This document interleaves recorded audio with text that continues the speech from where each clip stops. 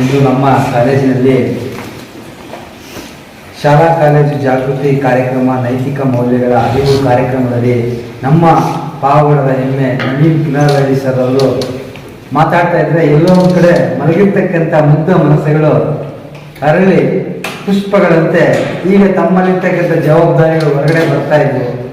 ನಾವು ಪಾಠ ಮಾಡುವಾಗ ಎಷ್ಟೋ ಸಾರಿ ಕೆಲವೊಂದು ವ್ಯಾಲ್ಯೂಸನ್ನು ಪಾಠ ಮಾಡ್ತಾ ಇರ್ತೀವಿ, ಹೇಳ್ತಾ ಇರ್ತೀವಿ.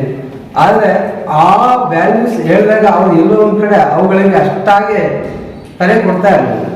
ಆದರೆ ಇವತ್ತು ಸರ್ ಮಾತಾಡ್ತಾ ಇರ್ಬೇಕಾದ್ರೆ ಗುರುಗಳ ಬಗ್ಗೆ, ಗುರುಗಳ ಮೌಲ್ಯ, ಸೈನಿಕರ ಬಗ್ಗೆ, ರೈತರ ಬಗ್ಗೆ, ಅವರ ತ್ಯಾಗದ ಬಗ್ಗೆ, ಮತ್ತೆ ವೃತ್ತಿಯಲ್ಲಿ ಪತ್ರಕರ್ತರಾಗಿದ್ರು ಕೂಡ ಪ್ರವೃತ್ತಿಯಲ್ಲಿ ಮೇಷ್ಟ್ರಾಗಿ ವರ್ತನೆ ಮಾಡ್ತಾ ಇರ್ತಕ್ಕಂಥ ಎಲ್ಲೋ ಒಂದು ಕಡೆ ಬಹಳ ಇಷ್ಟ ಆಯಿತು.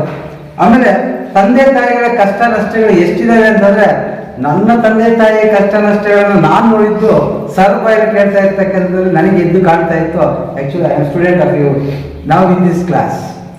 ನಾನು ನಿಮಗೆ ವಿದ್ಯಾರ್ಥಿ ಆದೆ ಅಂತ ನನಗೆ ಅನಿಸ್ತು. ಚಿಕ್ಕ ವಯಸ್ಸಿನಲ್ಲಿ ದಾರಿ ತಪ್ಪೋದು ಹೇಗೆ ಅಂತ ನಾನು ನಿಮ್ಮ ಮುಂದೆ ಈಗ ಸೊಸೈಟಿಯಲ್ಲಿ ನೋಡ್ತಾ ಇದ್ದೀವಿ. ಎಲ್ಲ ನಮ್ಮ ಸುತ್ತಮುತ್ತಲೇ ಇದ್ದಾವೆ. ಇವೆಲ್ಲವೂ ಕೂಡ ನಮ್ಮ ಕಣ್ಣು ಮುಂದೆ ಅಚ್ಚುಕಟ್ಟಾಗಿ ಅವರು ನಮ್ಮ ಕಣ್ಣು ಮುಂದೆ ತೋರಿಸ್ಕೊಟ್ಟಿದ್ದಾರೆ. ಸಾಕಷ್ಟು ಜನ ಮಕ್ಕಳು ಬದಲಾವಣೆಗೆ ಅವಕಾಶ ಮಾಡಿಕೊಟ್ಟಿದ್ದಾರೆ. ಅವರಿಗೆ ನಾನು ಈ ಒಂದು ಕಾರ್ಯಕ್ರಮದ ಪರವಾಗಿ ತುಂಬ